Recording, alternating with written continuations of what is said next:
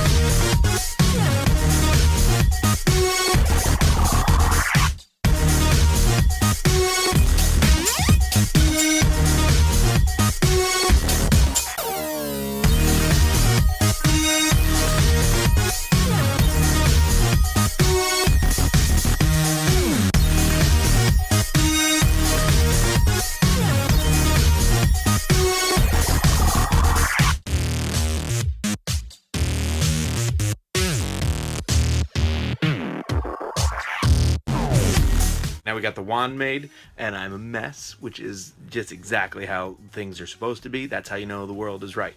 So now we're going to put some teak oil on it, and we're going to really brighten it up. Look at the difference between the oiled and the unoiled.